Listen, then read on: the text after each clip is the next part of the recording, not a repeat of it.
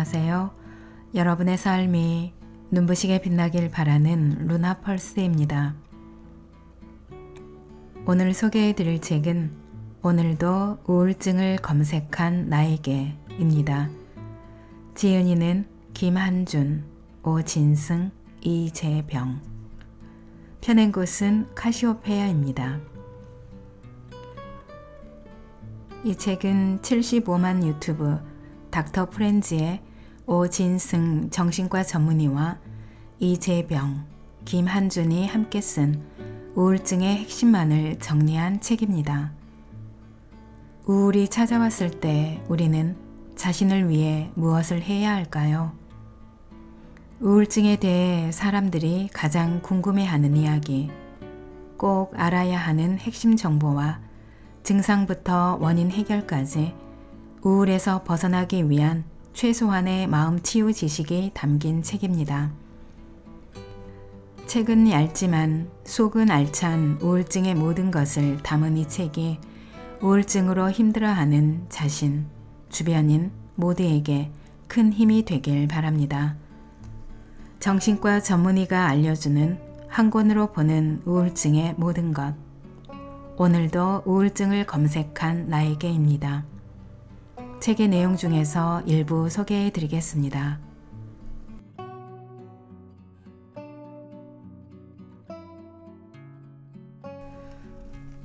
많은 분이 자신이 우울한 것인지, 우울증인 건지, 병원에 가야 하는 상황인 건지 등에 대해 잘 알지 못합니다. 설사 우울증이라 하더라도 과연 치료가 가능한지, 섣불리 우울증 약을 먹었다가 평생 끊지 못하는 건 아닐지, 시간이 지나면 알아서 좋아질 텐데 굳이 병원에 가서 긁어 부스럼을 만드는 건 아닐지 걱정합니다. 사실 이 모든 고민은 우울증에 대한 정확한 정보가 부족하기 때문에 생기는 것이라 볼 수 있습니다. 인터넷이나 유튜브, 블로그 등을 검색하면 우울증에 대한 수많은 정보를 비교적 손쉽게 접할 수 있습니다.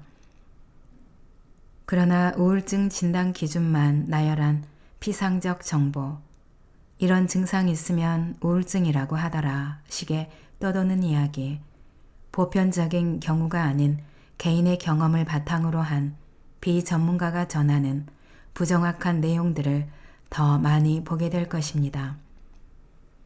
우울증에 대해 자세하게 알아보기 위해 검색한 일이 오히려 그릇된 정보의 바다에 빠지게 해 스스로를 우울증 환자로 여기거나 병원 치료가 필요한 증상을 가볍게 생각해 치료 시기를 놓치게 합니다. 주변의 오해와 선입견으로 인해 두려움을 느끼고 치료를 받지 않거나 정신과 전문의와의 상담을 불신하는 경우도 많습니다. 우리나라는 2017년을 제외하고 2003년부터 2020년까지 OECD 국가 중 자살률 1위를 차지했습니다. 자살의 가장 큰 원인은 바로 우울증이었습니다. 하지만 우울증 환자들이 정신과를 쉽게 방문하지 못하는 실정입니다.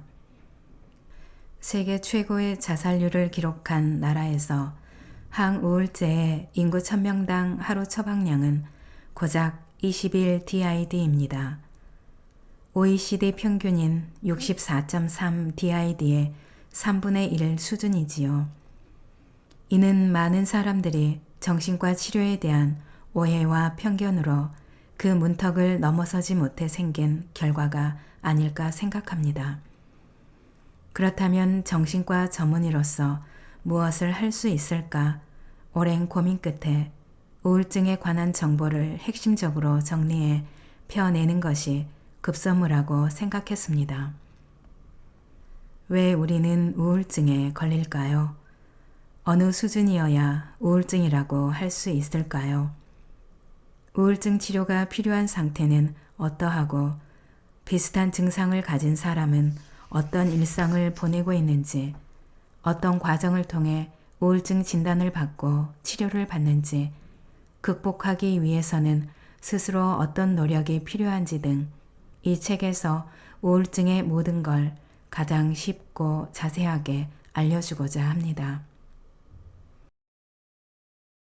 혹시 이게 우울증일까? 저는 기분이 우울한 건 아니니까 우울증은 아닌 줄 알았어요.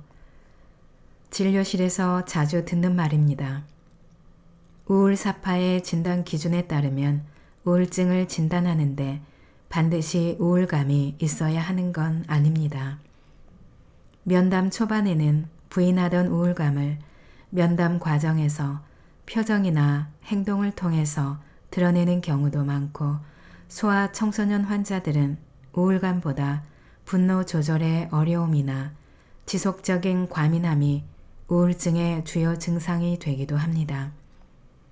한편 화병이라는 말도 있다시피 우리나라 우울증 환자들은 신체 증상을 주로 호소하기도 합니다. 우울증은 우울한 기분이나 흥미의 저하로 인해 일상이나 사회생활, 직업적 기능의 저하가 생기는 질환들을 통칭합니다. 그 중에서도 주요 우울장애라는 질환이 대표적인데, 이를 진단하기 위해서는 먼저 우울사파라는 개념을 이해해야 합니다.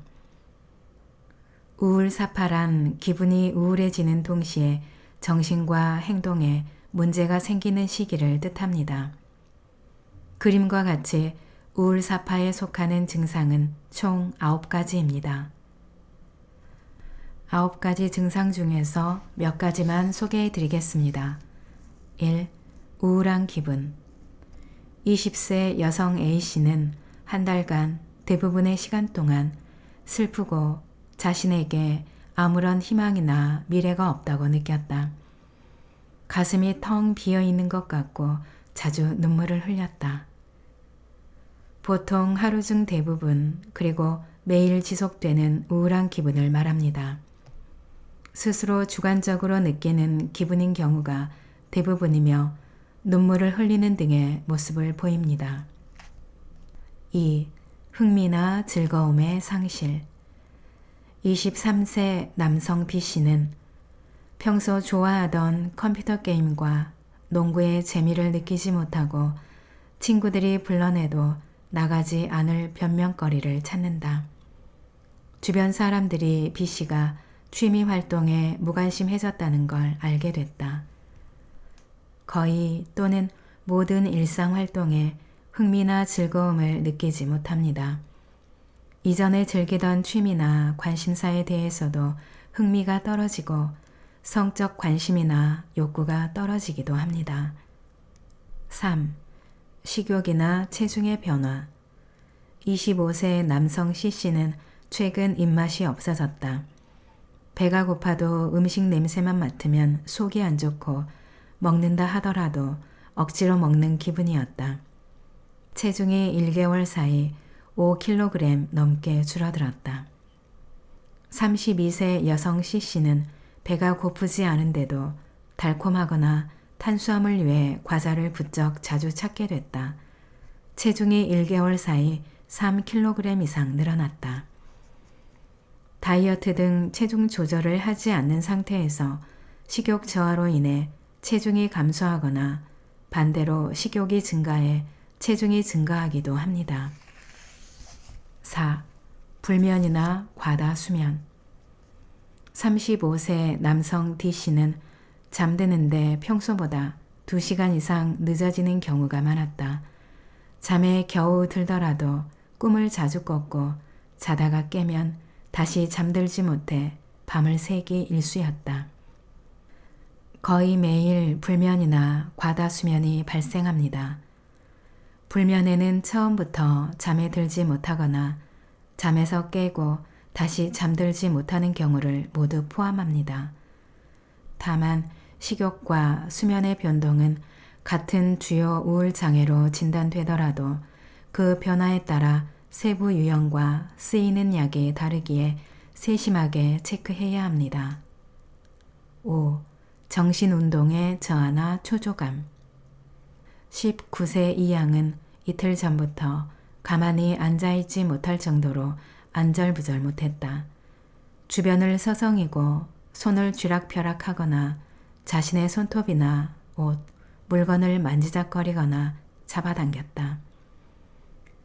이 기준은 주관적으로 처지거나 불안한 수준을 넘어 객관적인 관찰이 필요하므로 전문가를 통한 확인이 특히 중요합니다.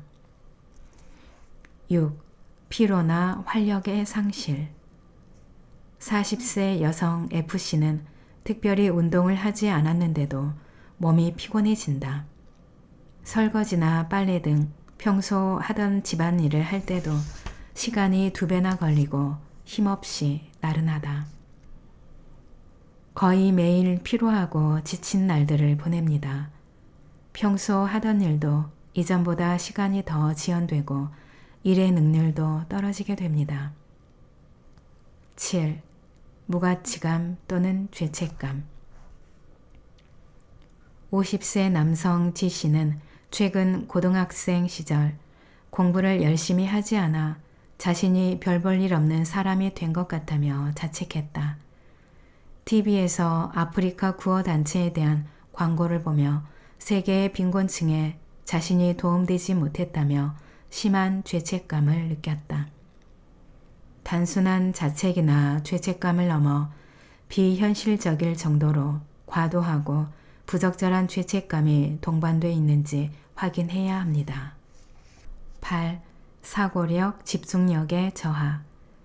35세 여성 H씨는 최근 회사 생활 중 쉽게 정신이 산만해지거나 깜빡깜빡하는 일이 잦아져 업무에 지장을 생겼다. 이 때문에 회사 상사로부터 이전에 받아본 적 없는 업무 성과에 대한 지적을 받기 시작했다. 생각하고 집중하는데 어려움이 있고 무언가를 결정하는 데에도 오랜 시간이 걸립니다. 이로 인해 갑작스럽게 학교 성적이나 업무 성과가 떨어지기도 하며 노인의 경우 기억력의 문제로 치매를 의심하기도 합니다.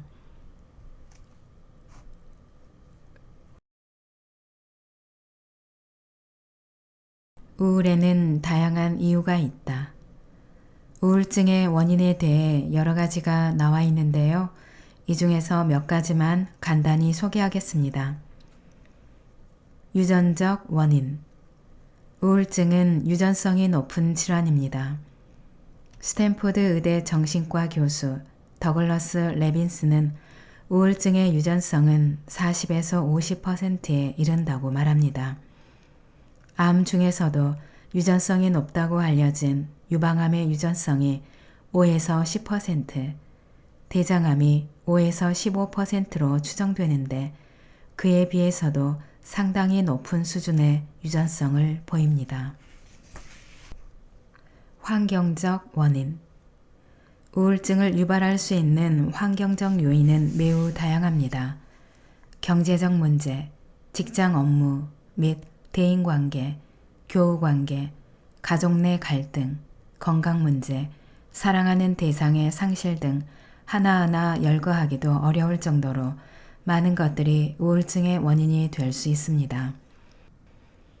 환경적인 요인으로 인한 스트레스로 우울증이 발생하는 과정을 증명한 실험이 있습니다. 1967년 미국의 심리학자 마틴 셀리그만과 스티브 마이어는 두 우리 안에 나눠 개들을 가둔 뒤 무작위로 5초간 전기를 흘려보내 충격을 줬습니다. 1번 우리에 갇힌 개는 코로 우리 앞에 버튼을 누르면 전기 충격이 바로 사라졌지만 2번 우리에는 버튼이 없어서 그대로 전기 충격을 받아야 했습니다. 각각 64회 정도 전기 충격을 준 뒤 우리에 있던 개들을 돌려보내고 다른 개들을 데려와 똑같은 실험을 시행했습니다. 다음날 셀리그만과 마이어는 실험에 참가한 개들을 특수 제작한 상자에 넣었습니다.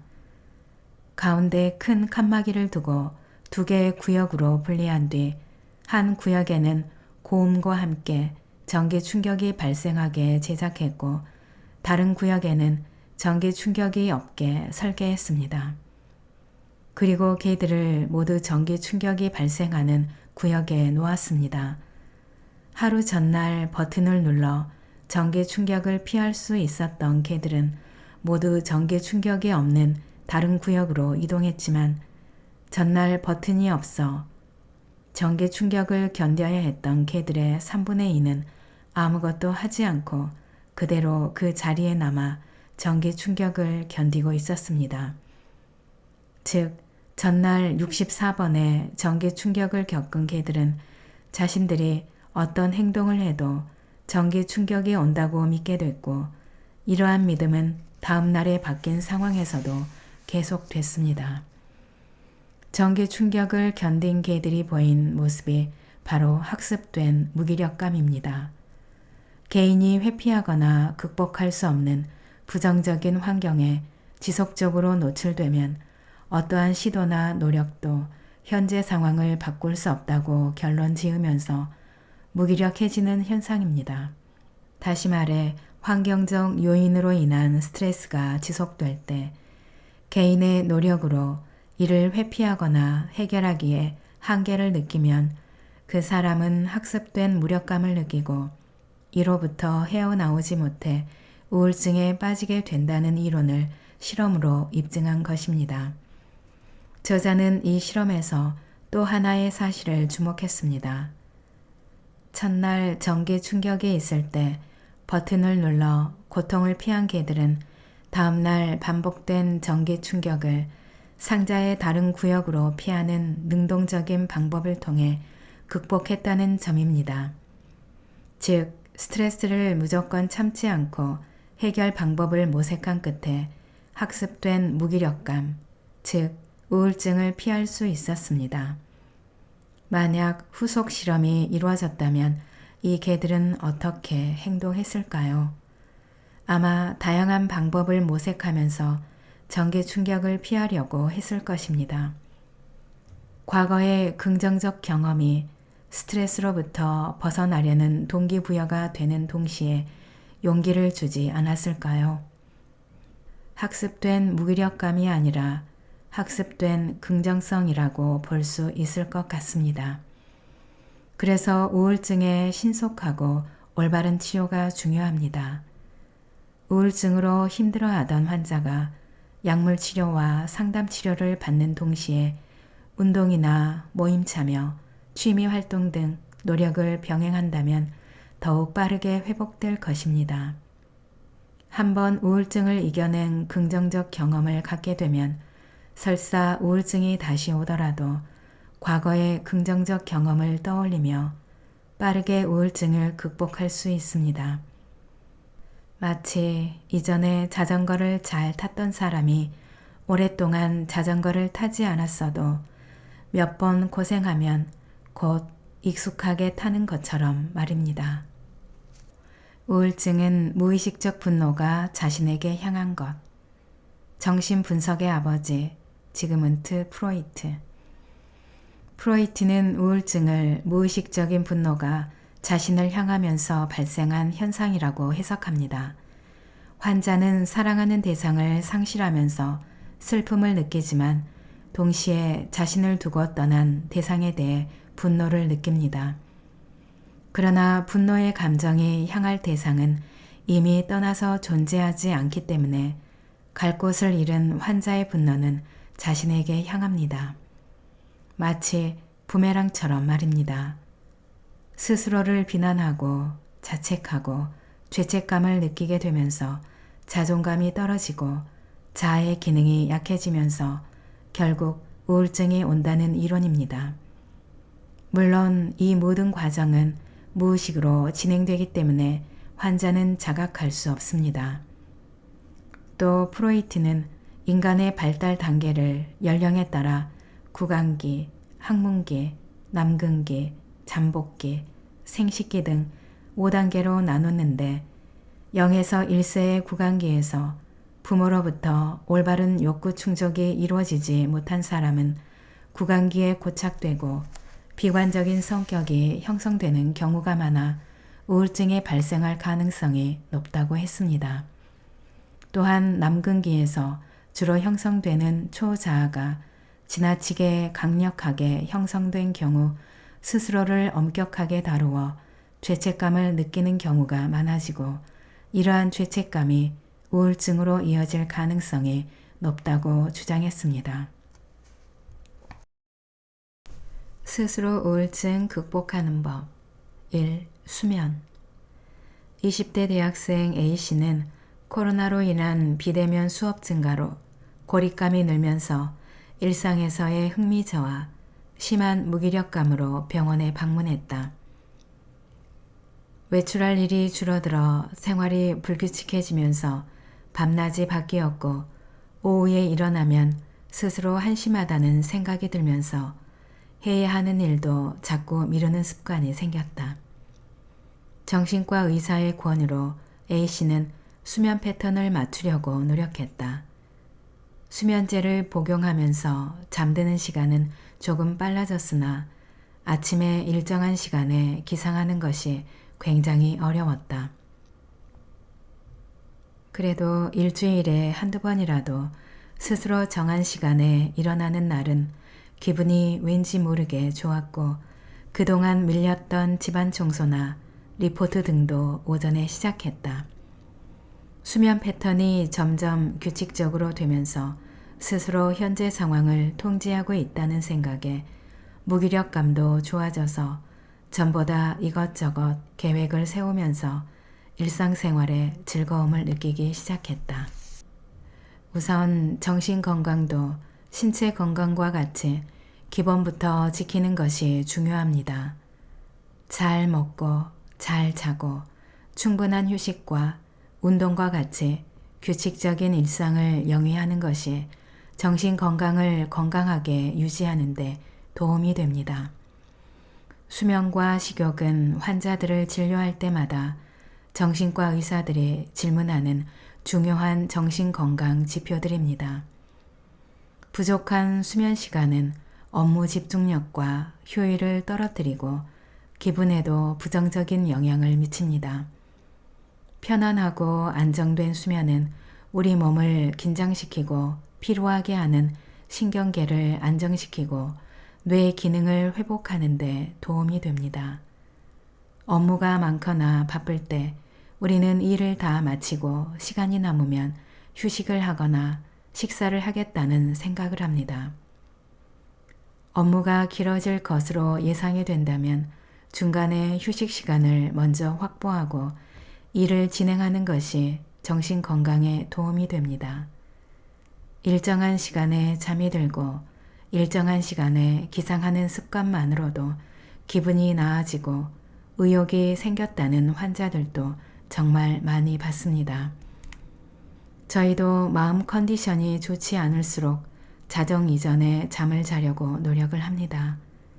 수면은 뇌 기능의 회복에 중요한 역할을 하기 때문에 건강하게 수면을 취하는 건 우울증 회복에도 큰 도움이 됩니다. 2. 운동 30대 회사원 B씨는 주변 지인들에게 운동 전도사로 불린다. 운동을 시작한 후로 우울증도 극복하고 삶의 즐거움을 느껴 지인들에게 항상 운동을 권유하면서 다니고 있다.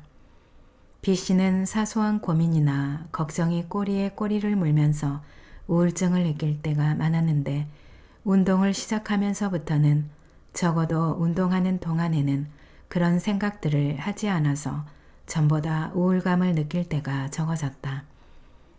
운동을 꾸준히 하니 잠드는 시간도 빨라졌고 아침에 일어났을 때 개운하다고 느꼈다. 퇴근하고 집에서 누워있는 시간이 많았는데 퇴근 후 정기적인 일정이 생기면서 활기차졌다는 생각도 들었다. 운동을 하면서 건강이 좋아지는 느낌도 들고 처음에는 버거웠던 운동량도 이제는 가뿐하게 소화하는 자신의 모습을 보면서 자신감도 생기고 주변에서도 표정이 좋아졌다는 이야기도 많이 듣게 됐다. 적정량의 운동을 하는 것이 우울증 치료에 도움이 된다는 사실은 수많은 연구를 통해서 입증되었습니다. 유산소 운동에 관한 연구들이 많지만 유산소 운동뿐만 아니라 근력 운동, 스트레칭 같은 운동들도 도움이 되는 것으로 알려져 있습니다. 많은 분이 운동을 권하면 거창하게 생각하는 경우가 많은데 땀이 살짝 배어나올 정도로 빠르게 걷는 정도만 해도 됩니다. 운동할 시간을 따로 내기 힘들다면 엘리베이터 대신 계단을 이용하거나 등하교나 출퇴근 시에 도보를 이용하는 등 일상생활 중에 운동하는 것도 좋습니다.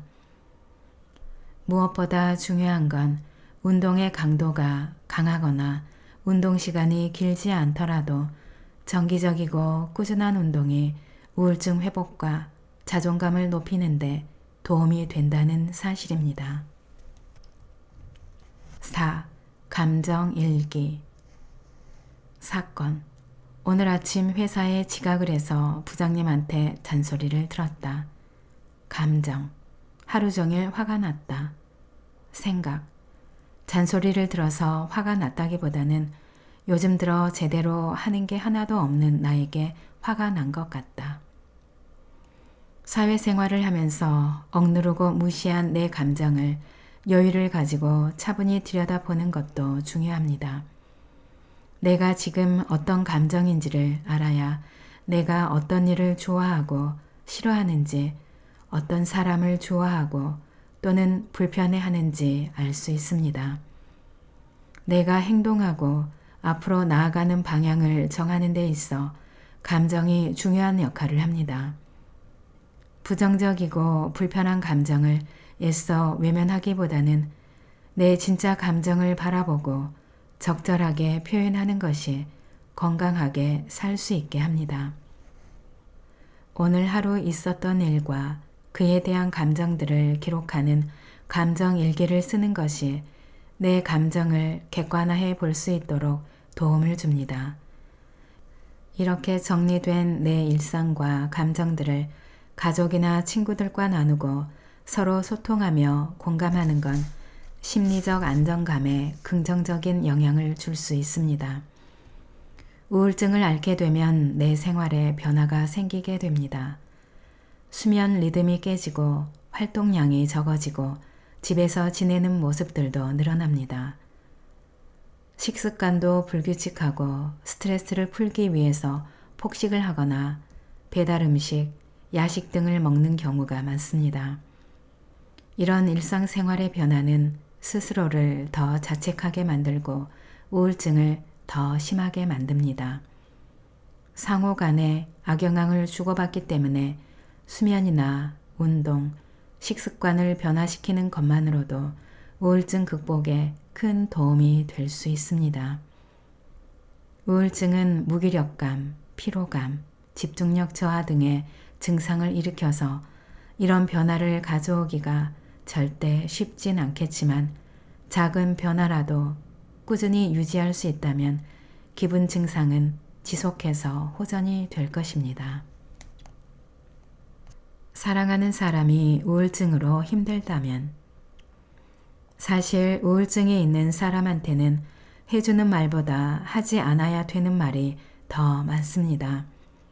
병원에 오는 우울증 환자들을 진료하다 보면 우울한 사실을 가족이나 친구한테 털어놓았을 때 위로나 격려를 받았기보다는 상처를 받았다는 분들이 훨씬 많습니다. 그런 경우를 이야기 듣다 보면 일부러 상처를 주는 의도라기보다는 우울증이라는 질환에 대한 이해도가 부족해서 생기는 경우가 많습니다. 우울증은 스트레스와 신경 전달 물질 등의 교란과 같은 신경화학적 원인으로 발생하는 질환입니다. 우울증은 마음의 병이라기보다는 뇌의 질환이라고 하는 것이 더 적합하다고 생각이 듭니다. 스스로 콧물이나 기침을 조절하지 못하는 감기 환자처럼 스스로 혈압이나 혈당을 조절하지 못하는 고혈압, 당뇨 환자들처럼 우울증 환자들은 스스로 무기력감이나 의욕 저하를 조절할 수 없는 상황입니다. 이런 환자들에게 마음이 약해서 생기는 병이다. 의지를 가지고 극복을 하려고 한다면 좋아질 것이다. 라고 이야기를 하면 오히려 환자에게는 큰 상처가 될 수 있습니다. 우울증 환자 본인이야말로 그 누구보다 자신이 회복되기를 바랍니다. 이런 것들이 마음대로 되지 않으니 병원에 방문해서 전문가를 만나 우울증 진단을 받고 치료를 받는 것이지요. 우울한 사람을 위로하기 위해 자기의 우울했던 경험을 이야기하면서 공감대를 형성하려고 하는 것도 자칫하면 너만 힘든 것이 아니다 라는 무언의 메시지로 들릴 수 있습니다. 상대방이 너무 힘들어하니 다른 주제로 화제를 돌리려고 하는 행동 역시 자신의 얘기를 진지하게 들어주지 않는다고 오해를 할 수도 있습니다. 그러면 우울증 환자를 어떻게 대해야 할까요? 우울증 환자들은 평상시보다 많이 예민해져 있고 모든 상황을 부정적으로 해석하려는 경향이 강합니다. 그런 의도가 아님에도 주변 사람들의 말을 본인을 무시하거나 공격하는 것으로 받아들일 수도 있습니다. 이런 모습은 여러 가지 우울증 증상 중에 하나라고 볼 수 있습니다. 실제로 정신과 의사도 우울증 환자에게 말을 건넬 때 많은 생각을 하고 부정적으로 해석이 될 만한 단어들을 사용하지 않고 중립적인 표현을 하려고 많은 노력을 합니다만 그럼에도 불구하고 정신과 의사의 말에 상처를 받는 경우들이 있습니다. 우울한 환자들에게 무언가 도움이 되고 싶다면 말을 하기보다는 옆에서 환자들의 이야기를 들어주는 것이 훨씬 효과적입니다. 우울한 상황에 빠진 사람을 보면서 안타까운 마음, 때로는 답답한 마음에 조언을 건네고 싶겠지만 하고 싶은 말을 참고 될 수 있으면 이야기를 많이 들어주고 힘든 감정에 공감해 주는 것만으로도 충분합니다. 환자가 좋아지려면 옆에서 무언가를 해주려고 억지로 노력하기보다는 같이 있어주는 것만으로도 환자에게는 큰 위로가 됩니다.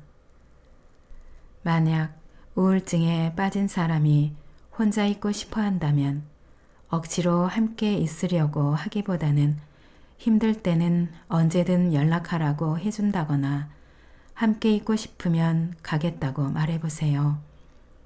이런 행동들을 사회적 지지라고 하는데 우울증 환자들의 치료와 회복에 많은 도움이 됩니다. 우울증으로 힘들어서 병원에 오는 환자들을 보면 가족에게 비밀로 하고 방문하는 경우가 많습니다. 정신과 질환에 대한 편견이 심한 우리나라에서 정신과를 방문한다는 건 엄청난 용기가 필요한 일이겠지요. 치료나 약물 치료에 대한 주변의 섣부른 이야기가 환자의 치료 시기를 놓치게 만들 수도 있습니다. 환자의 치료 결정을 지지해주고 응원해주길 바랍니다. 우울증 환자들을 진료하다 보면 환자가 표정이 밝아져서 진료실에 들어오는 경우가 간혹 있습니다. 이유를 물어보면 가족이나 친구들에게서 요즘 표정이 밝아졌다, 무슨 좋은 일이 있냐 라는 말을 들어서 기분이 좋다고 이야기합니다. 이처럼 환자가 치료를 받으면서 좋아진 모습들을 보인다면 환자에게 말해주세요. 그러면 환자의 치료 동기가 더욱 높아질 수 있습니다.